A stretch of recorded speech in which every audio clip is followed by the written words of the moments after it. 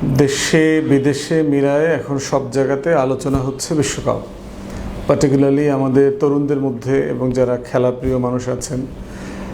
ব্রাজিলের গতকালকের নকআউট পর্বে নরওয়ের কাছে হেরে গিয়ে তাদের বিদায়ের কারণে সবাই বেশ মনক্ষুণ্ণ, ব্রাজিলের সাপোর্টাররা বিশেষ করে। তো আমি পার্টিকুলারলি কোনো দল নিয়ে কথা বলবো না, আসলে খেলা জিনিসটা নিয়ে একটু কথা বলি। যে বাংলাদেশের এই বিশাল সংখ্যক জনগোষ্ঠী, আমি নিজেও এই দুইটা দলের যে কোনো একটা দলকে সাপোর্ট করেছি এক সময়। আমার বড় ভাই, আমরা সবাই মিলে একসাথে খেলা দেখতাম। তো কারণটা কি, মানে আপনি যদি আমি সিরিয়াসলি বিশ্বাস করি, ধরেন বাংলাদেশের র্যান্ডম জনগোষ্ঠীকে যদি আপনি একটা মানচিত্র দেখিয়ে তাকে বলতে বলেন যে আর্জেন্টিনা কোথায়, ব্রাজিলটা কোথায়, তারা মানচিত্রে ওই দেশগুলো খুঁজে বের করতে পারবে না। হাজার হাজার কিলোমিটার দূরে, যারা ওখানে গেছেন ওখানে যেতে একদিনের বেশি সময় লাগে, দুইটা ট্রানজিট নিতে হয়, একটা ট্রানজিট নিলেও অনেক লম্বা হয়ে যায় জার্নিটা। তাদের ভাষার সাথে আমাদের ভাষার কোনো মিল নাই। তাদের দেশগুলো এমন দেশ না যেই দেশের সাথে বাংলাদেশের ব্যবসা বাণিজ্য আছে, অথবা অনেক বেশি মানুষ ঘুরতে যায়, পড়তে যায়, কাজ করতে যায়। তারপরে আমাদের সাথে হিস্টোরিক কোনো সম্পর্ক, মুসলিম দেশও না, কালচারাল কোনো অ্যাফিনিটি নাই, কিছুই নাই। তাহলে সাডেনলি বাংলাদেশের মানুষ আর্জেন্টিনা এবং ব্রাজিল নিয়ে এত তার ভিতরে উদ্দীপনাটা কেন, এটার সানেনুজুলটা কি, এটা আসলো কোত্থেকে? আমি এটা নিয়ে খুব ভালো করে ব্যাখ্যা কোথাও পেয়েছি বলে আমার কাছে মনে পড়ে না। আবার একটা বিষয় দেখেন যে আমরা এই ফুটবল এবং ক্রিকেটার খেলাটা পেয়েছি কিন্তু ব্রিটিশ কলোনি থেকে। কিন্তু সেক্ষেত্রে দেখেন ফুটবলে কিন্তু ইংল্যান্ডেরও টিম আছে, কিন্তু আমরা বাংলাদেশিরা অথবা সাবকন্টিনেন্টের লোকরা কিন্তু অধিকাংশই ইংল্যান্ডের টিমের সাপোর্টার না। লাগান যে বিখ্যাত বলিউডের মুভি আছে, সেখানে দেখেছেন আমির খান সহ এই যে প্রতিবন্ধী জনগোষ্ঠীরা ব্রিটিশ টিমের সাথে খেলে ধুলে জিতে যায়। তো এই জনগোষ্ঠী কেন ইংল্যান্ড টিমের সাপোর্টার হলো না, যার কাছ থেকে সে খেলাটা শিখছে? এখন একটা ব্যাখ্যা হতে পারে এটার যে আপনার যেহেতু ব্রিটিশ কলোনি ছিল, আমি তার খেলা নিয়েছি, কিন্তু আমি যেহেতু সাম্রাজ্যবাদের বিরুদ্ধে, আমি কলোনির বিরুদ্ধে একটা অবস্থান নিয়েছি, অতএব সেই জায়গাতে আমাকে তার বিরুদ্ধের কোনো টিমকে যে ইংল্যান্ডকে হারাইতে পারে, যে ইংল্যান্ডকে পরাজিত করতে পারে, সেই মনস্তত্ত্বটা কাজ করেছে কোনো না কোনো ফর্মে। এবং আর্জেন্টিনা, ব্রাজিল অনেকবার, অসংখ্যবার ইংল্যান্ডকে হারিয়েছে, ইংল্যান্ড টিমকে হারিয়েছে, এবং ইউরোপিয়ান যে দেশগুলো আছে সবাইকেই তারা হারিয়েছে। অতএব ফ্রেঞ্চ একটা বড় কলোনি ছিল, নেদারল্যান্ডের বড় কলোনি ছিল, জার্মানির কলোনি ছিল, ইটালির কলোনি ছিল। অতএব এই জায়গাগুলোতে আমাদের সাপোর্টার কেন হইল না? এটার একটা ব্যাখ্যা হতে পারে, এটা আমার দৃষ্টিতে, যে একটা কলোনিয়াল মনস্তত্ত্ব থেকে হতে পারে। আমরা যেহেতু ইউরোপিয়ান সাম্রাজ্যবাদ এবং ব্রিটিশ কলোনির বিরুদ্ধে লম্বা সময় 200 বছর ফাইট করেছি, তো সেখানে ইংল্যান্ডকে ঘৃণা করা, ইংলিশদেরকে ঘৃণা করবার একটা মনস্তত্ত্ব আমাদের কাঠামোর ভিতরে থাকতে পারে। আর বঙ্গীয় জনগোষ্ঠী, বাঙালি মুসলমান সবাই যেহেতু এই ব্রিটিশ বিরোধী আন্দোলনে একটা লম্বা লড়াইতে সিরিয়াসলি অংশগ্রহণ করেছে, হাজার হাজার মানুষ শহীদ হয়েছে, তার সেই মনস্তত্ত্বটা কাজ করে থাকতে পারে।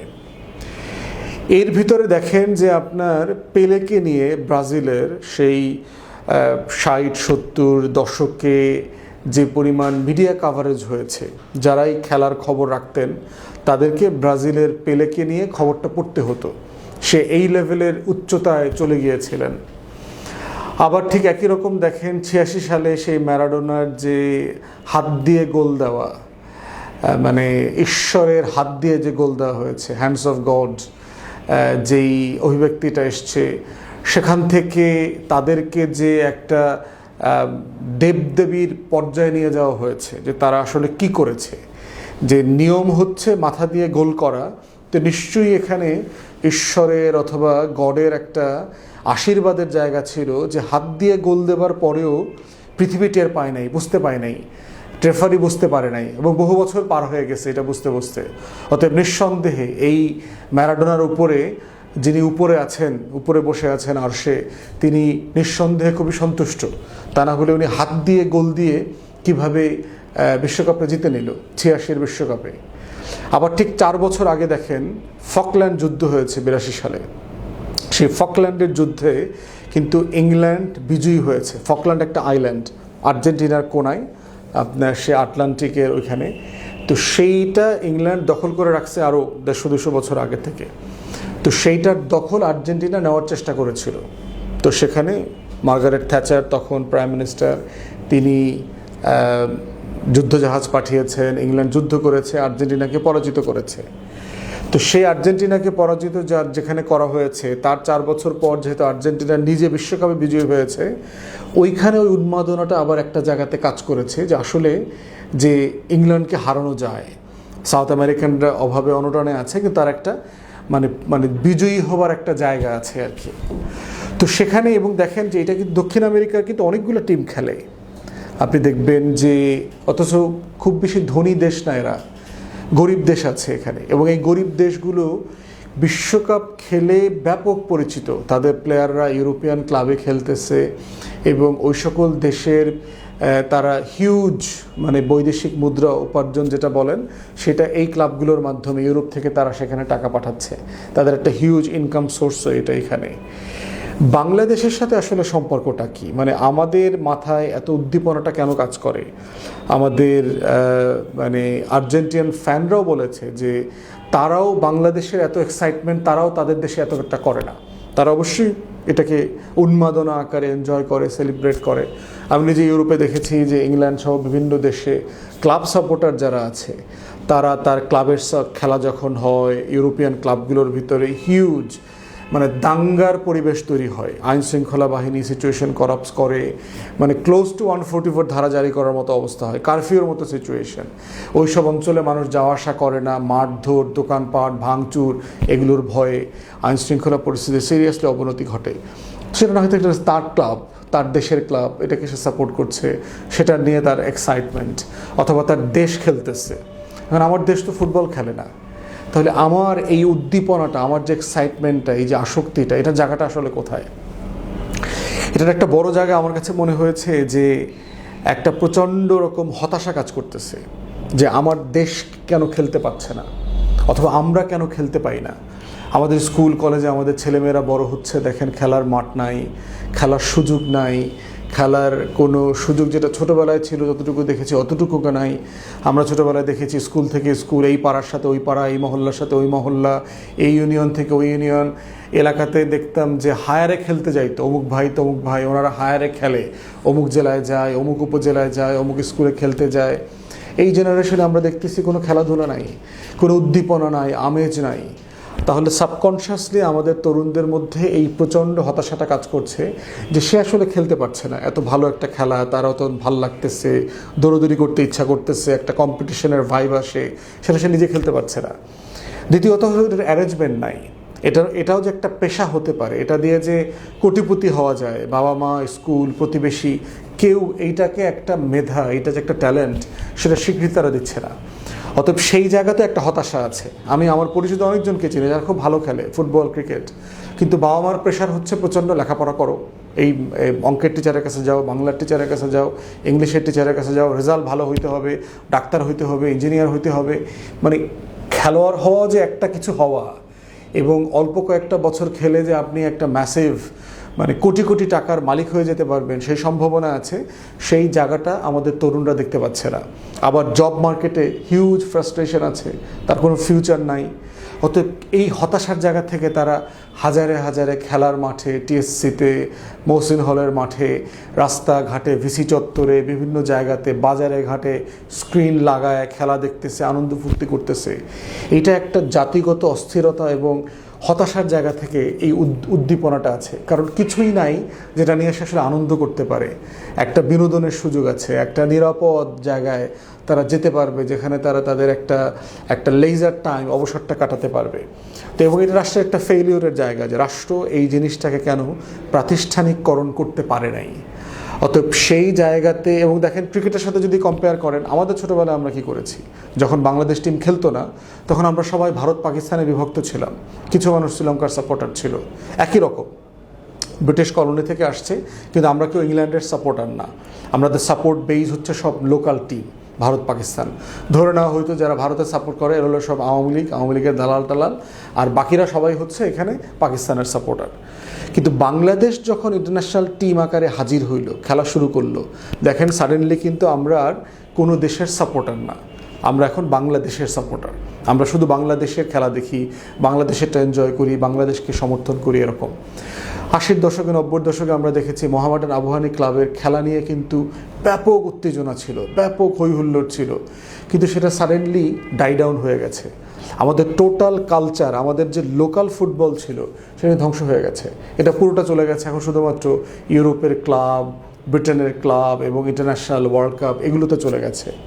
তাহলে আজকে এই রিয়েলিটিতে আমরা বোধ করছি যে সরকার অনেকগুলো গুরুত্বপূর্ণ জিনিস করতে পারে। একটা হচ্ছে জাতিগতভাবে আমরা ফিজিক্যালি সবাই আনফিট হয়ে যাচ্ছি। আমাদের তরুণরা, আমাদের বাচ্চারা হাই স্কুলে পড়ে, প্রাইমারি স্কুলে পড়ে, মোটা সোটা, মানে পেট হয়েছে, হাঁটতে পারে না, অল্প একটু হাঁটলে ঘামায়া যায়, ক্লান্ত হয়ে যায়।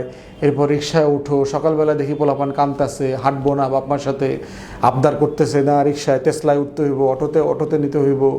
এরপরে অটোতে নিয়ে নামানোর লগে লগে কইব আমার ফিশ অ্যান্ড চিপস কিনা দাও, আমার বার্গার কিনা দাও। মানে যতটুক সে হাসছে তার ডাবল ক্যালোরি সে এখন খাইব। তাহলে এই মনস্তত্ত্ব দিয়ে আপনি এই তরুণদের ফিজিক্যাল ফিটনেস তৈরি করতে না পারলে আপনি কিভাবে তাকে আগামী দিনের জন্য মানসিকভাবে প্রস্তুত করবেন, লেখাপড়ার জন্য, ক্যারিয়ারের জন্য প্রস্তুত করবেন, যে মানুষটার মতো এতটুকু ধৈর্য নাই, স্ট্যামিনা নাই। হাইট একটা বড় সমস্যা। দেখেন বাংলাদেশিদের কিন্তু ওভারঅল আমাদের হাইট কিন্তু ছোট। তো আমরা দেখেছি যে সাউথ আমেরিকাতে কিন্তু সরকার প্রকল্প হাতে নিয়ে, বিশেষ করে যারা পাহাড়ি অঞ্চলে থাকে, পাহাড়ি অঞ্চলে আপনার হাইট এমনিতে একটু কম হয় তাদের এনভায়রনমেন্টের কারণে, তারা এক্সারসাইজ এবং নিউট্রিশন দুইটাকে ব্যালেন্স করে যে প্রকল্প হাতে নিয়েছে, তারা দেখেছে যে এক জেনারেশনের ভিতরে 2 ইঞ্চি 2.5 ইঞ্চি পর্যন্ত হাইট বেড়ে গেছে। তাহলে আমাদের ছেলে মেয়েদেরকে যদি আমরা এক্সারসাইজ, খেলাধুলা এবং পুষ্টি, নিউট্রিশনের একটা কম্বিনেশন দিতে পারি, তাহলে দেখা যাবে আমাদের টোটাল পপুলেশনের হাইট কিন্তু 2 থেকে 2.5 ইঞ্চি 3 ইঞ্চি বেড়ে যাবে। এবং বেড়ে গেলে আমরা কিন্তু স্পোর্টসে অ্যাডেড ফ্যাসিলিটি পাবো। এবং আয়রনি দেখেন যে আমাদের 20 কোটি মানুষের ভিতরে আমরা 12টা 15টা 20টা মানে বিশ্বমানের প্লেয়ার পাচ্ছি না। মানে সমস্যাটা কোথায়? আমাদের কি একাডেমি নাই? মানে কোন জায়গাতে সমস্যা? এইগুলো নিয়ে সিরিয়াসলি আলোচনা হওয়া দরকার আমাদের সংসদ থেকে শুরু করে সংসদের বাইরে। একটা মোটা দাগে সমস্যা হচ্ছে পলিটিক্স। আমাদের স্পোর্টস ধ্বংস করে দিয়েছে আমাদের রাজনৈতিক দলগুলো। ক্লাবের দখল, বাফুফের দখল, ক্রিকেট বোর্ডের দখল। কদিন আগে দেখলেন বিএনপির নেতা এবং নেতাদের পোলাপান, যেটা নেপো কিডস আছে আমাদের, এরা সবাই মিল্লা ঝিল্লা আপনার ক্রিকেট বোর্ড দখল করলো তামিম ইকবালের নেতৃত্বে। একই রকম বাফুফে দখল হয়েছে এবং সব মিলে ঝিলে দেখেন কোনো মৌলিক পরিবর্তন নাই। একটা কাজ করা যায় কিনা দেখেন, যেহেতু সময় পরিবর্তন হয়ে গেছে, যাদের সাথে আমাদের ভালো সম্পর্ক, এই বছর দেখলাম প্রায় 9-10টা মুসলিম কান্ট্রিও খেলেছে। এবং এটা একটা প্রশ্ন যে অনেকগুলো মুসলিম দেশ খেলতেছে, আমাদের এশিয়ান টিম খেলতেছে এশিয়া থেকে, কিন্তু আমাদের দেশের মানুষ এই টিমগুলোকে সাহায্য করে না কেন? জাপানের সাপোর্টার না কেন? কোরিয়ার সাপোর্টার না কেন? অথবা মরক্কো, তুরস্কর সাপোর্টার না কেন? মানে এটা একটা আমাদের বোঝা দরকার মনস্তাত্ত্বিকভাবে, যে কেন হাজার হাজার মাইলের দূরের এই টিমগুলোকে তারা সাপোর্ট করতেছে, জার্সি কিনতেছে, বিল্ডিংয়ের রং বদলায় ফেলতেছে ব্যাপক। গতকালকে দেখলাম ব্রাজিল যেন জিতে এক জায়গায় ছাগল জবাই হয়েছে, খাবার দাবার দিয়া হুজুর আইনা দোয়া টোয়া মনোজাত করাইছে। এখন এই উদ্দীপনাটা আমাদের এই লোকাল টিমগুলোর জন্য নাই কেন? এশিয়ান টিমগুলোর জন্য নাই কেন? অতএব সেই জায়গায় আমরা বোধ করতেছি যে স্পোর্টসের ব্যাপারে যে উদ্দীপনাটা আছে, এটাকে সিরিয়াসলি পেশা আকারে নিতে পারলে আমরা এই তরুণদেরকে ফিজিক্যাল ফিটনেসে নিয়ে আসতে পারবো। তাদের মানে শারীরিক ক্যাপাসিটি বাড়বার কারণে তাদের মেন্টাল ক্যাপাসিটি বাড়বে। তাদের একটা বিশাল অংশ ড্রাগে জড়ায় গেছে, আমরা যদি স্পোর্টস দিয়ে তাকে বিজি রাখতে পারি, সবাই লেখাপড়া করবে না, সবাই বিশ্ববিদ্যালয়ে অনার্স মাস্টার্স পড়তে চায় না, তার আগ্রহ নাই। তাকে জোর করে কেন পড়াবেন? কিন্তু সে হয়তো ক্রিকেট ভালো খেলতে পারবে, ফুটবল খেলতে পারবে। অতএব তাকে স্পোর্টসের সাথে এঙ্গেজ করা এবং ইন্টারন্যাশনালি আপনার ডিপ্লোম্যাসি করা দরকার। স্পোর্টস ডিপ্লোম্যাসি আছে। ধরেন এখন আমাদের আর্জেন্টিনা, ব্রাজিলের এখানে অ্যাম্বাসি আছে, আমাদের সাথে যোগাযোগ আছে। আপনি চান, প্লেয়ার চান, আমাদের ক্লাবগুলোতে তারা 10 জন বিশ্বকাপে খেলতে, এরকম 10টা প্লেয়ারকে দেখ তারা অল্প টাকায়। আমরা তুরস্ক, পাকিস্তান সহ মরক্কো যারা যারা ভালো করতেছে, ফুটবলে ক্রিকেটে ভালো করতেছে, তাদের কাছ থেকে প্লেয়ার চাওয়া দরকার, রিটায়ার্ড ভালো প্লেয়ার। তাদেরকে আমরা টিম লেভেলে, জেলা মহানগরী লেভেলে ভালো ভালো জায়গাতে এনে তাদেরকে ট্রেনার হিসেবে আনতে পারি কিনা। এই স্পোর্টস ডিপ্লোম্যাসিটা করতে পারলে যেটা হবে, ফুটবলে ক্রিকেটে আমাদের আরও ভালো করবার সুযোগ আছে। বাট তার পূর্ব শর্ত হচ্ছে দেশকে, এই স্পোর্টস সংগঠনগুলোকে রাজনীতি মুক্ত করতে হবে।